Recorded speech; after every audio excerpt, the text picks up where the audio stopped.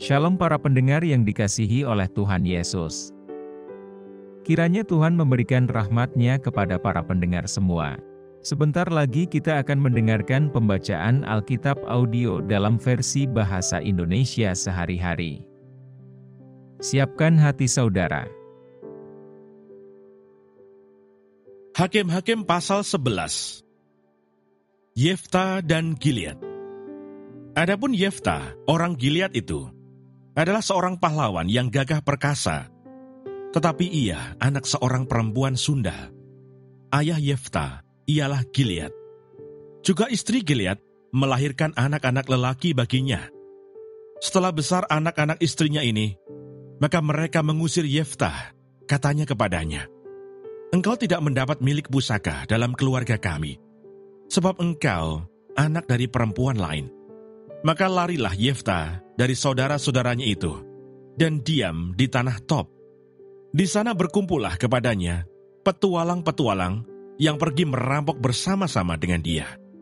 Beberapa waktu kemudian Bani Amon berperang melawan orang Israel. Dan ketika Bani Amon itu berperang melawan orang Israel, pergilah para tua-tua Gilead menjemput Yefta dari tanah Tob. Kata mereka kepada Yefta, "Mari, jadilah panglima kami, dan biarlah kita berperang melawan Bani Amon." Tetapi kata Yefta kepada para tua-tua Gilead itu, "Bukankah kamu sendiri membenci aku dan mengusir aku dari keluargaku? Mengapa kamu datang sekarang kepadaku pada waktu kamu terdesak?" Kemudian berkatalah para tua-tua Gilead kepada Yefta, "Memang, kami datang kembali sekarang kepadamu. Ikutilah kami dan berperanglah melawan Bani Amon. Maka engkau akan menjadi kepala atas kami, atas seluruh penduduk Gilead."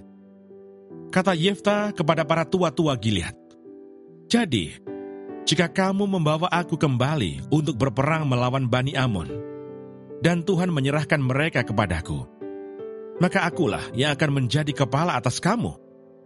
Lalu kata para tua-tua Gilead kepada Yefta, "Demi Tuhan yang mendengarkannya, sebagai saksi antara kita, kami akan berbuat seperti katamu itu." Maka Yefta ikut dengan para tua-tua Gilead. Lalu bangsa itu mengangkat dia menjadi kepala dan panglima mereka. Tetapi Yefta membawa seluruh perkaranya itu ke hadapan Tuhan di Mispa. Yefta dan Bani Amon. Kemudian Yefta mengirim utusan kepada Raja Bani Amon dengan pesan, "Apakah urusanmu dengan aku, sehingga engkau mendatangi aku untuk memerangi negeriku?" Jawab Raja Bani Amon kepada utusan Yefta, "Orang Israel ketika berjalan keluar dari Mesir, telah merampas tanahku, dari sungai Arnon sampai ke sungai Yabok, dan sampai ke sungai Yordan. Maka sekarang kembalikanlah semuanya itu dengan jalan damai." Lalu Yefta mengirim pula utusan kepada Raja Bani Amon dengan pesan, "Beginilah kata Yefta, orang Israel tidak merampas tanah orang Moab atau tanah Bani Amon. Sebab ketika berjalan keluar dari Mesir, orang Israel melalui padang gurun sampai ke laut Teberau dan tiba di Kades. Ketika itu orang Israel mengirim utusan kepada Raja negeri Edom dengan permintaan, 'Izinkanlah kiranya kami berjalan melalui negerimu ini.' Tetapi Raja negeri Edom tidak mau mendengar. Mereka mengirim juga utusan kepada Raja negeri Moab, tetapi Raja ini menolak. Maka orang Israel tinggal di Kades. Kemudian mereka berjalan melalui padang gurun, menempuh jalan keliling tanah Edom dan tanah Moab, lalu sampai ke sebelah timur tanah Moab. Maka berkemahlah mereka di seberang sungai Arnon, dengan tidak masuk daerah Moab. Sebab sungai Arnon itulah batas daerah Moab. Lalu orang Israel mengirim utusan kepada Sihon, raja orang Amori, raja di Hesibon, dan orang Israel meminta kepadanya, 'Izinkanlah kiranya kami berjalan melalui negerimu ini sampai ke tempat yang kami tuju.' Tetapi Sihon tidak percaya kepada orang Israel yang hendak berjalan melalui daerahnya itu. Maka dikumpulkannyalah seluruh rakyatnya. Ia berkemah di Yahas, lalu berperang melawan orang Israel. Tetapi Tuhan Allah Israel menyerahkan Sihon dengan seluruh rakyatnya ke dalam tangan orang Israel, dan mereka dikalahkan, sehingga orang Israel menduduki seluruh negeri kepunyaan orang Amori, penduduk negeri itu. Demikianlah dimiliki orang Israel seluruh daerah orang Amori itu, dari sungai Arnon sampai ke sungai Yabok, dan dari padang gurun sampai ke sungai Yordan. Maka sekarang Tuhan Allah Israel telah merebut milik orang Amori bagi Israel umatnya. Apakah engkau hendak memiliki pula tanah mereka itu? Bukankah engkau akan memiliki apa yang diberi oleh Kamos Allahmu? Demikianlah kami memiliki segala yang direbut bagi kami oleh Tuhan Allah kami. Lagi pula, apakah engkau lebih baik dari Balak bin Sipor, Raja Moab? Pernahkah ia menuntut hak kepada orang Israel? Atau pernahkah ia berperang melawan mereka? Ketika orang Israel diam di Hesibon dengan segala anak kotanya, di Aroer dengan segala anak kotanya, dan di segala kota sepanjang kedua tepi sungai Arnon selama 300 tahun. Mengapa pada waktu itu engkau tidak melepaskan kota-kota itu? Jadi aku tidak bersalah terhadap engkau, tetapi engkau berbuat jahat terhadap aku dengan berperang melawan aku. Tuhan, hakim itu, dialah yang menjadi hakim pada hari ini antara orang Israel dan Bani Amon.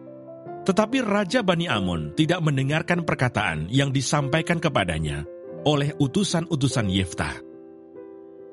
Nasar Yeftah. Lalu roh Tuhan menghinggapi Yeftah. Ia berjalan melalui daerah Gilead dan daerah Manasye, kemudian melalui Mispa di Gilead, dan dari Mispa di Gilead, ia berjalan terus ke daerah Bani Amon. Lalu bernasarlah Yeftah kepada Tuhan, katanya, "Jika engkau sungguh-sungguh menyerahkan Bani Amon itu ke dalam tanganku, maka apa yang keluar dari pintu rumahku untuk menemui aku, pada waktu aku kembali dengan selamat dari Bani Amon, itu akan menjadi kepunyaan Tuhan, dan aku akan mempersembahkannya sebagai korban bakaran." Kemudian Yeftah berjalan terus untuk berperang melawan Bani Amon, dan Tuhan menyerahkan mereka ke dalam tangannya.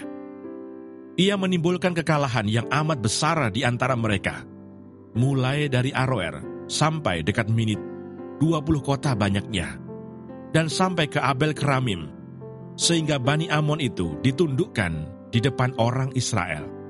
Ketika Yeftah pulang ke Mispa ke rumahnya, tampaklah anaknya perempuan keluar menyongsong dia dengan memukul rebana serta menari-nari. Dialah anaknya yang tunggal. Selain dari dia, tidak ada anaknya laki-laki atau perempuan.